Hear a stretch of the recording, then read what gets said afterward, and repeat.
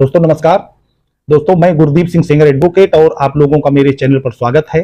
दोस्तों आज का विषय है कि माननीय उच्च न्यायालय इलाहाबाद ने एक टिप्पणी की है। एक मुकदमे को डिस्पोज करते समय एक 482 दाखिल किया गया था, जिसमें दो भाइयों का आपस में विवाद था और 406 आईपीसी के अंतर्गत मुकदमा लिखाया हुआ था छोटे भाई ने बड़े भाई के खिलाफ। जिस मुकदमे को सुनते समय माननीय इलाहाबाद उच्च न्यायालय के हानेबल जस्टिस श्री सौरभ श्याम शमशेरी जी ने एक टिप्पणी की है, जो टिप्पणी समाज के लोगों को संस्कार सीखने की बात कह रही है। हानेबल जस्टिस ने कहा कि ये कलयुगी भरत हैं, माने जो इसमें शिकायतकर्ता थे जिन्होंने एफआईआर दर्ज करवाई थी। कानपुर का ही मामला है, थाना केदवई नगर का। एक सिविल डिस्प्यूट को उन्होंने क्रिमिनल डिस्प्यूट का रंग दिया, मुकदमा लिखवाया और उस मुकदमे में पुलिस ने 406 आईपीसी में चार्जशीट कर दी। चार्जशीट होने के बाद जो पीड़ित व्यक्ति थे, माने उस व्यक्ति के बड़े भाई जिसने एफआईआर दर्ज कराई थी, और दुर्भाग्य से इनमें से एक पेशे से अधिवक्ता भी हैं, और उस मामले को जब उसमें 482 दाखिल हुई है माननीय उच्च न्यायालय में, उस पूरी प्रोसीडिंग को क्वैश करने के लिए या सेट असाइड करने के लिए, निरस्त करने के लिए, तो माननीय इलाहाबाद उच्च न्यायालय ने एक टिप्पणी की कि ये कलयुगी भरत हैं। कलयुगी भरत का मतलब है कि भाई भाई में इतनी बेमनस्यता जो नहीं होनी चाहिए। दोस्तों हमारा जो जस्टिस सिस्टम है वो सनातन काल से चलता चला आ रहा है और उसी से प्रेरित है। जैसे हमारे यहां नेचुरल जस्टिस का एक सिद्धांत है, दूसरे व्यक्ति को बिना सुनवाई का मौका दिए हम लोग कोई प्रोसीडिंग आगे नहीं बढ़ाते हैं। उस व्यक्ति को पूरा मौका दिया जाता है, उसको बुलाया जाता है। अगर वो बुलाने से नहीं आता है तब प्रोसीडिंग एक्स पार्टी आगे बढ़ती है।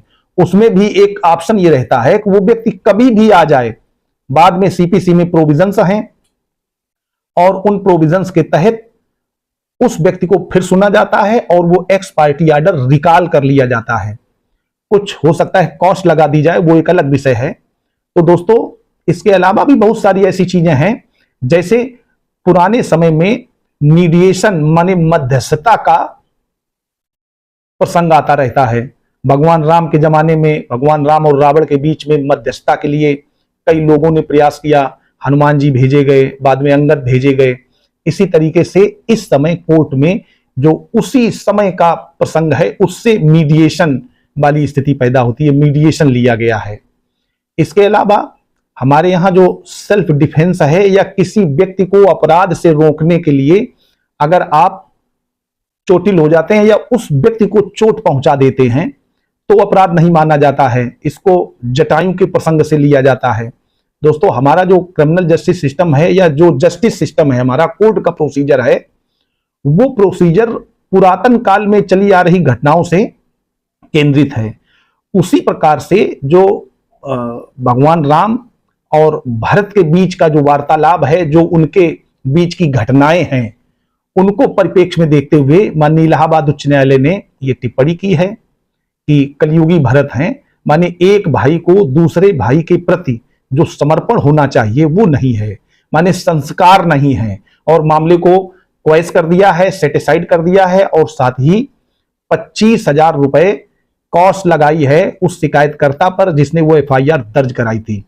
तो दोस्तों केवल एक निवेदन करना चाहूंगा, क्योंकि जब राज्य का उच्च न्यायालय इस तरीके की टिप्पणी करे तो राज्य के निवासियों को चाहिए कि उस पर विशेष ध्यान दें, क्योंकि जो उच्च न्यायालय और माननीय उच्चतम न्यायालय हैं ये व्यक्ति के मौलिक अधिकारों के संरक्षक हैं। मौलिक अधिकारों के संरक्षक होने के साथ ही ये एक प्रकार से रिकॉर्ड न्यायालय हैं। इनकी जो भी बातें हैं, इनके जो भी इंटरप्रिटेशन हैं, वो पूरे उस राज्य ही नहीं पूरे देश की सभी अदालतों पर बाध्य होते हैं उनको मानने के लिए। वो नजीर पेश होती हैं। भाई भाई का कोई डिस्प्यूट है, उस डिस्प्यूट को सुलझाने का वहां कई बार प्रयास किया, फाइल मीडिएशन सेंटर भेजी गई कि इनमें मध्यस्थता करके मामला निपटा दिया जाए। इसके बाद भी वो भाई जिसने एफआईआर दर्ज कराई थी नहीं माना। इसी कारण से इसमें जुर्माना भी लगाया गया और मामला क्वैश कर दिया गया, माने समाप्त कर दिया गया। तो दोस्तों कहना ये चाहता हूं कि जब भी आप कोई मुकदमा प्रोसीड करें, मुकदमे को लेकर के कोर्ट आए, तो सही गलत का अवलोकन पहले स्वयं में कर लें। क्योंकि जब आपका मामला कोर्ट में पेश किया जाएगा, कोर्ट भी, वहां भी तो लोग ही हैं। कोर्ट का अर्थ जो मैं समझता हूं, मैं अपने शब्दों में कहता हूं, बाकी आप लोगों के ऊपर है जैसा जो समझें। कोर्ट का अर्थ मैं ये समझता हूं, जैसे आपके घर में जो बड़े गार्जियन हैं, माता पिता हैं, दादी बाबा हैं, या दादा दादी हैं, नाना नानी हैं, उन लोगों के समक्ष आप कोई अगर मामला लेकर के जाते हैं, कोई झगड़ा लेकर के जाते हैं, जैसे छोटे बच्चे झगड़ जाते हैं, कभी कोई कहता बाल हमारा है, कोई कहता बाल हमारा है, तो वो जिस तरीके से न्याय करते हैं उसी तरीके से न्याय कोर्ट में होता है। बहुत लोगों की सोच है कि तारीख पे तारीख मिलती है, बहुत टाइम लग रहा है, समय बर्बाद हो गया या कुछ ऐसा है। मुझे लगता है ऐसा नहीं है।